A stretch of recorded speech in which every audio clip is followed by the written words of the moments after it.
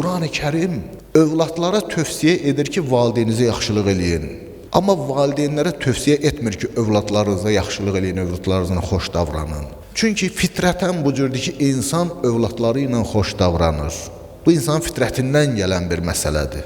İnsan da uşaqkən valideynini sevir, amma elə ki, özü öz ehtiyaclarını təmin eləyə bilir, özü də artıq deyək ki, ailə sahibi olur, artıq sevgi bölünə gəlir, bəzi insanlar artıq valideyni unudurlar. Allah ona görə övladlara tapşırır valideyni, amma valideynə ehtiyac yoxdur ki, övladlarına tapşırsın ki, ey valideynlər, övladlarınızla xoş davranın. 8-ci görürük ki, övladların boynunda olan bu haqq təkcə maddi haqq deyil. Ayə təkcə bioloji ehtiyacları ödəməkdən danışmır. Onların hər ikisi və ya biri sənin yanında qoca yaşına gəlib çatdıqda nə deyir? Onlara of demə. Ruhunu yaralama onların. Onlara acılama ginən. Ruhi baxımından da valideynə yaxşılıq etmək lazımdır. Mənəvi baxımından da valideyni gərək incitməyə insan.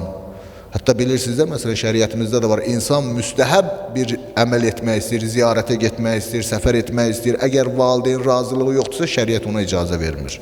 Deyir, müstəhəbdir bu, vacib deyil. Gərək valideyn səndən narahat olmasın.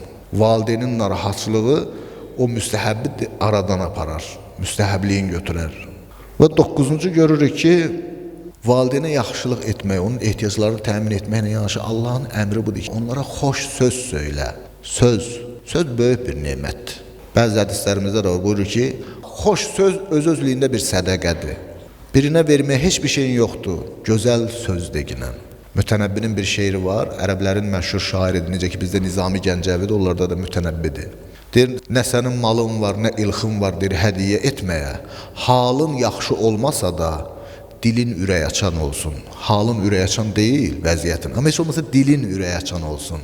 Xoş söz belə bir sədəqədir və bu xoş sözü insan valideynlərindən əsirgəməməlidir. Onun bu varlıq aləminə gəlmə səbəbi olan bu valideynlərdən əsirgəməməlidir. Və 10-cu, görür ki, Allah bizə deyir, valideynin qarşısında müti ol, təvazökar ol. Onlara olan mərhəmətindən dolayı təvazökarlıqla rəhmət qanatları aç onlar üçün. Və sonra 11-ci bizdən tələb etdiyi nədir? Onlar üçün dua etmək. Bu bir əmirdir. De ki, Rəbbim, mən kiçik ikən onlar məni böyütdükləri kimi, Rəbbim, sən də onlara mərhəmətli ol. Və bu dua müstəcab duadır, bunu bilək. Övlad, valideyn barəsində dua etsə müstəcab duadır. Əks təqdirdə Allah bunu əmr etməzdi övladlara. Allah ki, övladlara əmr edir, dua edin. Demək ki, bu dua müstəcab olan dualardandır.